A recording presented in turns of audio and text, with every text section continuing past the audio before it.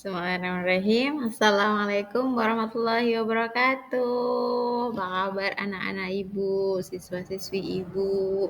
Lama kita tidak bertemu bersama-sama kita belajar. Yuk, hari ini guru mau kita belajar bersama dengan video pembelajaran yang Budiah buat, nggih. Sebelumnya Bu Guru salam lagi, nggih. Assalamualaikum warahmatullahi wabarakatuh. Apa kabar anak-anak, sehat nggih?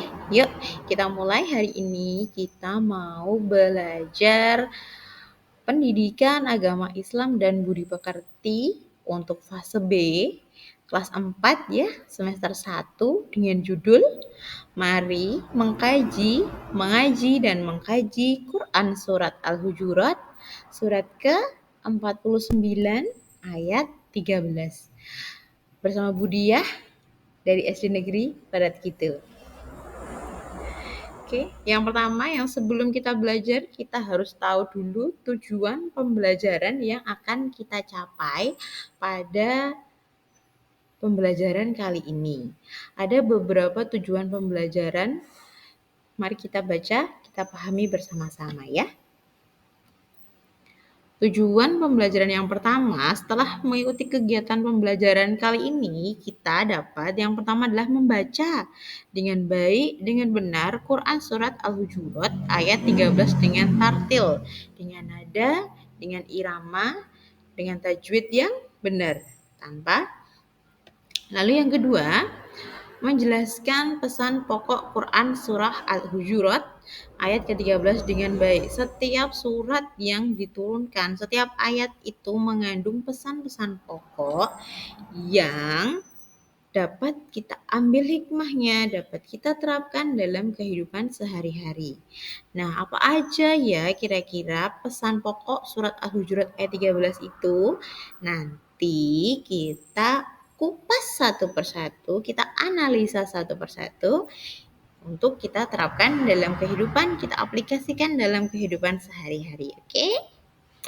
Lalu yang ketiga adalah membuat paparan tentang pesan pokok surat Al-Hujurat ayat 13 dengan baik. Setelah kita tahu, kita paham, anak-anak diminta untuk membuat paparan, untuk menjelaskan, membuat presentasi, berdiskusi dengan teman-teman, lalu nanti kita tampilkan, kita presentasikan di depan kelas, oke? Lalu yang keempat adalah menulis Quran Surat Al-Hujurat ayat 13 dengan baik. Karena anak-anak sekarang sudah kelas 4, nggih, sudah Al-Quran, jadi anak-anak dituntut, diminta untuk bisa menulis Al-Quran dengan baik dan benar. Yang mana huruf da, yang mana di atas garis, di bawah garis, seperti itu. Karena dengan menulis yang baik dan benar, insya Allah kita juga akan mudah membaca, memahaminya. Nggih. Lalu yang kelima adalah menghafal Quran Surah Al-Hujurat ayat 13 dengan lancar. Buatan pelegak. Gimana caranya biar cepat hafal? Diulang berkali-kali. Berkali-kali sebanyak-banyaknya. Bu guru itu dulu kalau waktu ngajar mau hafalan itu hafalannya lama. Tapi awalnya saja yang lama, setelah sering menghafal, seperti anak-anak sudah terbiasa menghafal dari kelas 1, nggih. Anak-anak akan cepat hafalnya nanti dibantu bersama bu guru.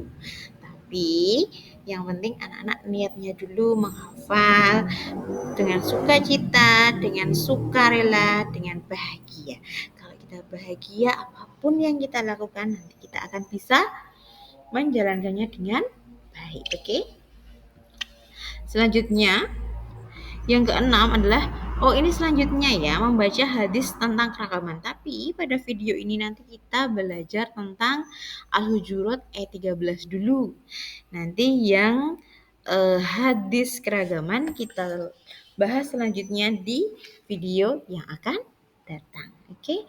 Jadi ada 5 tujuan pembelajaran yang akan kita capai setelah anak-anak belajar melalui video pembelajaran, media pembelajaran yang Budiah buat ini ya. Oke, anak selanjutnya coba perhatikan gambar yang Bu Guru sajikan di layar ini. kira-kira mereka lagi ngapain ya? Apa yang sedang mereka lakukan ya? Di sana ada siapa saja? Ada seorang laki-laki, ada perempuan, ada bapak-bapak ya, ada ibu-ibu, dan ada anak-anak. Kira-kira mereka itu lagi baca apa? Apa yang sedang mereka lakukan? Apa yang sedang mereka baca? Sepertinya mereka sedang belajar membaca Al-Quran. Belajar mengaji. Iya, anak-anak juga sudah sering mengaji, nggih. Kenapa kok kita itu harus mengaji? Agar kita senantiasa mampu memahami kalam-kalam Allah, bisa mengaji dengan baik, mendapat pahala juga. Anak-anak suka kan mendapat pahala ya? Karena apa yang kita baca, karena Al-Quran itu suatu saat akan memberikan syafaat, menolong kita di hari akhir nanti, oke? Selanjutnya, apa yang dibaca oleh mereka itu ada nilainya sesuai dengan hadisnya Nabi Muhammad ya, sesuai yang ada di buku paket. Nanti silahkan dibaca sama anak-anak ya. Selanjutnya, kita akan belajar membaca Quran Surah Al-Hujurat ayat 13. Membaca dengan baik dan benar, dengan tartil, memperhatikan tajwid. Surat Al-Hujurat itu terdapat banyak sekali ayat ya, tapi kita hanya belajar satu ayat saja kali ini, yaitu ayat 13. Seperti biasa, sebelum kita membaca Al-Quran, kita awali dengan ta'awudz dan kita awali dengan basmalah. Ta'awudz seperti apa bunyinya anak-anak ta'awudz? Bu guru dulu ya, ta'awudz. A'udzu billahi minasyaitonir rajim. Sekali lagi. A'udzu billahi minasyaitonir rajim. Silakan anak-anak tirukan. A'udzu billahi minasyaitonir rajim. Lanjut. Panjang pendeknya diperhatikan ya. Bismillahirrahmanirrahim. Ya. Bismillahirrahmanirrahim. Selanjutnya, ya ayyuhan nasu inna khalaqnakum. Sepotong dulu boleh? Bu guru ulangi ya. Ya ayyuhan nasu inna khalaqnakum. Silahkan ditirukan bersama-sama. Ya ayyuhan nasu inna khalaqnakum. Ya ayyuhan nasu inna khalaqnakum. Di situ berwarna-warni, berarti ada hukum bacaannya, ada tajwid yang harus diperhatikan nggih. Iyanya itu panjang mat. Ya ayyuhan nasu, nunnya ditekan 2 harokat. Ditekan ya ayyuhan nasu. Nasu. Seperti itu. Inna, nunnya ditekan lagi. Inna. Lanjut. Khalaqna, ada qalqalah. Apa di tengah sayang? Qalqalah sugro. Qalqalah yang berada di tengah memantul. Khalaqnakum. Khalaqnakum dari awal. Ya ayyuhan nasu inna khalaqnakum. Sekali lagi. Ya ayyuhan nasu inna khalaqnakum. Lanjut, sudah bisa nggih? Nanti kita coba satu-satu ya. Ya ayyuhan nasu inna khalaqnakum. Lanjut. Min dzakari wa unsa. Di situ ada banyak hukum bacaan ya. Min di situ Ikhfa meong dha, nunnya tidak jelas, ikhfa samar-samar nggih. Meong dzakariu masuk ke huruf wawu. Meong dzakariu dzakariu dzakariu dzakariu dzakariu meong dzakariu wa unsa. Ikhfa lagi, bukan unsa, tapi unsa. Sa hurufnya sa nggih. Sasisu, bukan sa, bukan sya, tapi sa. Wa unsa, min dzakarin wa unsa. Min dzakarin wa unsa. Bisa dari depan. Ya ayyuhan nasu inna khalaqnakum min dzakarin wa unsa. Lanjut.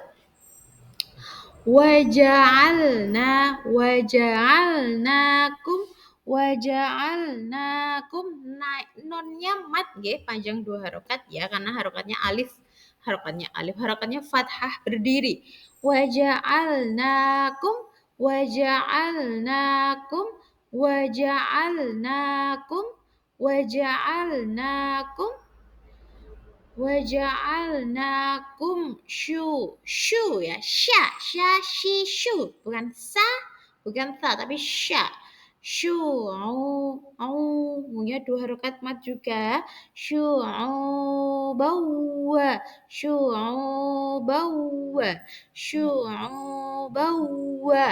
Qoba, panjang nggih, mat ya. Wa qabaila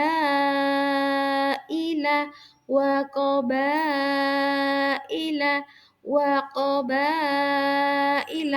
Oh ya, dari sini bukan tapi wa qabaila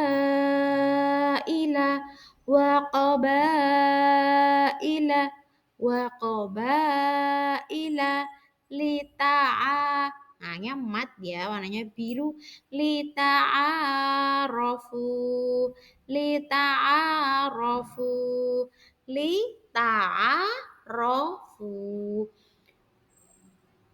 Wa qabaila lita'arafu. Kita ulang dari depan nggih. Bismillahirrahmanirrahim. Ya ayyuhan nasu inna khalaqnakum min dzakarin wa unsa wa ja'alnakum syu'uban wa qabaila lita'arafu. Sudah bisa ditirukan ya, sekali lagi ya, ditirukan bersama ya. Ya ayyuhan nasu inna khalaqnakum min dzakarin wa unsa wa ja'alnakum syu'uban wa qabaila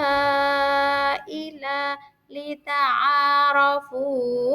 Bagus. Nanti cek satu-satu. Lanjut. Inna, ditekan 2 harokat, 2 ketukan nggih.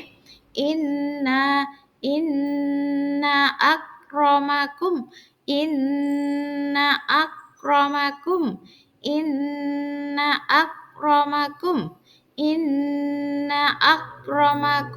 indallahi. Ikhfa ya, non mati bertemu dengan dal. Indallah, Allahnya mat. Indallahi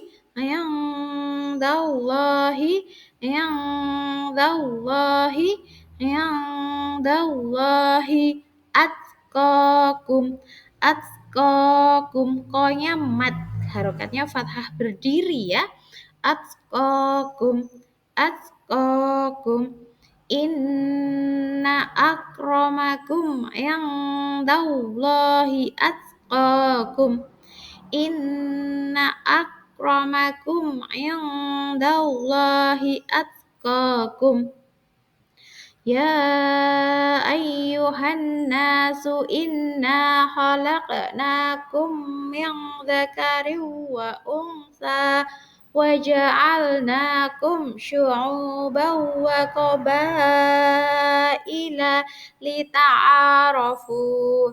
Inna akramakum indallahi atqakum.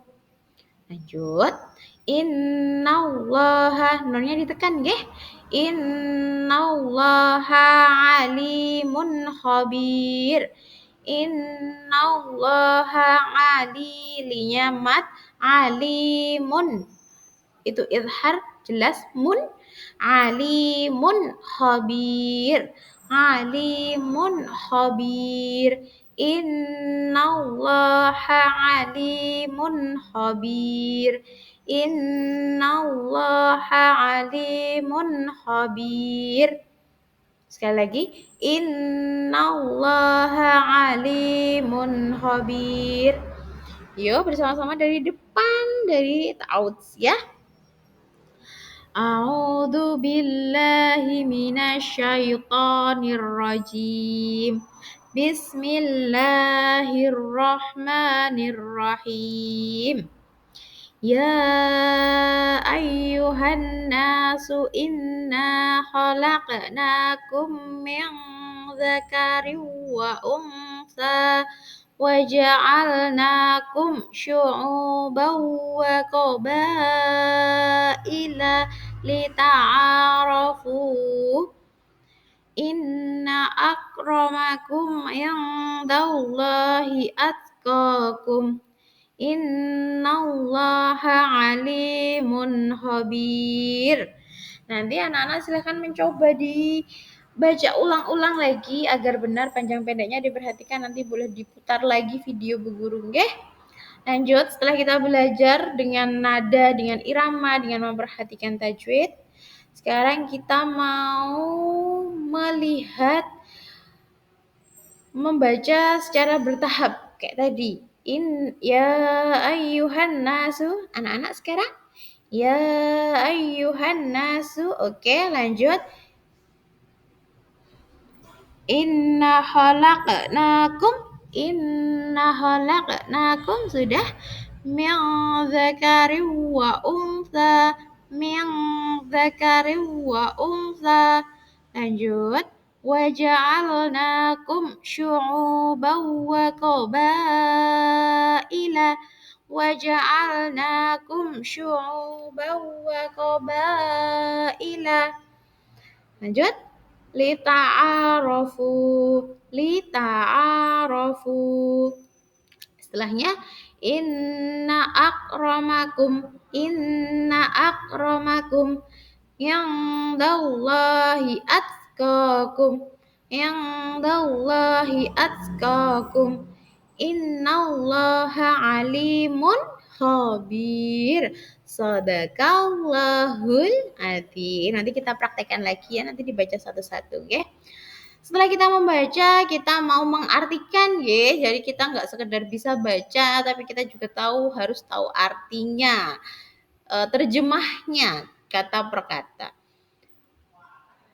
Coba dari awal. Ya ayyuhan nasu. Ya ayyuhan nasu. Nas artinya manusia. Berarti iya ayyuhan nasu artinya wahai manusia. Inna sungguh khalaqnakum. Kami telah khalaqna. Khalaqo menciptakan. Menciptakan siapa? Menciptakan kamu wahai manusia. Min zakari, dari, min itu dari, zakari itu seorang laki-laki. Wa untha, wa artinya dan, untha artinya seorang perempuan. Wa ja'alnakum, dan kemudian kami jadikan kamu. Jadikan kita orang-orang ini yang diciptakan dari seorang laki-laki dan seorang perempuan, syu'uban, berbangsa-bangsa. Banyak sekali bangsa di dunia ini. Wa qabaila, dan bersuku-suku. Ada banyak suku di Indonesia, nggih. Lita'arafu, agar saling mengenal.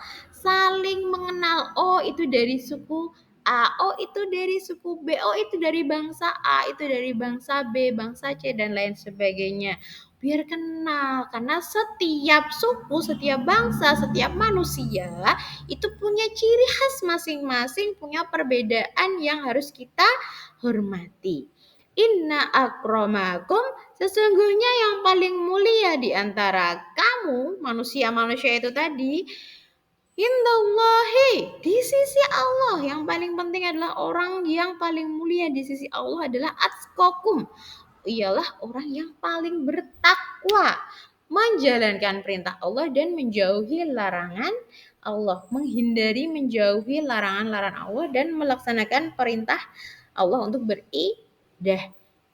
Innallaha, sungguh Allah, alimun, maha mengetahui. Alim, maha mengetahui. Ini pelajaran kelas 3 ya, alim. Lalu khabir, dan maha teliti. Maha mengetahui lagi maha teliti. Ini adalah terjemahnya secara full. Wahai manusia, sungguh kami telah menciptakan kamu dari seorang laki-laki dan seorang perempuan. Kemudian kami jadikan kamu berbangsa-bangsa dan bersuku-suku agar supaya kamu saling mengenal, saling menghormati. Sesungguhnya yang paling mulia di antara kamu di sisi Allah ialah orang yang paling bertakwa. Sungguh Allah Maha mengetahui lagi Maha teliti. Itulah terjemah dari surat Quran surah Al-Hujurat ayat ke-13. Ini nanti untuk PR di rumah ya, dikerjakan di buku paket ada, nanti dicek sama anak-anak. Ini memasangkan ayat dan terjemahnya sesuai yang kita pelajari tadi ya. Selanjutnya, setelah kita tahu bacanya gimana, setelah kita tahu arti perkatanya, setelah kita tahu arti secara keseluruhannya, kita akan belajar tentang pokok pesannya, hikmahnya. Apa sih surat Al-Hujurat itu tadi sesuai dengan tujuan pembelajaran kita tadi ya. Coba perhatikan gambar yang pertama, yang bapak-bapak sama ibu bawa anak itu kira-kira apa ya yang harus kita amati perbedaan di antara mereka. Mereka berbeda apa sayang? Berbeda jenis kelamin, berbeda sifat, karakter, dan lain sebagainya. Lalu gambar yang kedua, seorang guru yang sedang mengajar anak-anaknya. Ada yang berkulit putih, ada yang berkulit sawo matang, ada yang berjilbab, ada yang tidak, ada yang memakai pakaian senyaman mereka ya. Lalu gambar yang ketiga, gambar orang-orang memakai pakaian adat ya, berbangsa-bangsa dan bersuku-suku. Yang Indonesia kira-kira yang mana? Iya, yang pakai lurik, yang seperti kita pakai setiap Kamis Pon. Iya. Kalau yang Arab yang mana? Iya, betul, yang pakai jubah putih. Nggih, berbeda apa berarti mereka? Berbeda bangsa. Kalau berbeda bangsa otomatis berbeda suku. Iya, betul. Terakhir gambar yang ada di meja itu gambar apa?